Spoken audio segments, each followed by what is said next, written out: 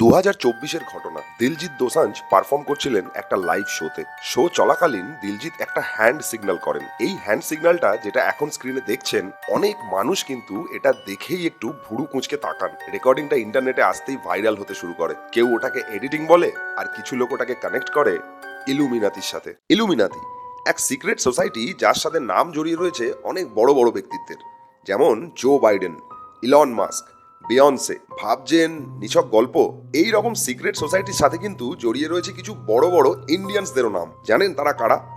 Swami Vivekananda, Motilal Nehru, জে.আর.ডি tata, আরও অনেকের। এনাদের মধ্যে থেকে কিছু লোক বিভিন্ন লেখাতে এবং তাদের নেওয়া কিছু ইন্টারভিউতে স্বীকারও করেছেন এই কথা। তাহলে কি এই সিক্রেট সোসাইটি? কেন এইসব বড় বড় ব্যক্তিত্বদের নাম জড়িয়ে এর সাথে? কনস্পিরেসি থিওরি, না এমন এক গোপন বাস্তব যা লোকাতে চাইছে প্রত্যেকটা দেশের গভর্নমেন্ট? চলুন দেখা যাক এইরকম কিছু ফ্যাক্ট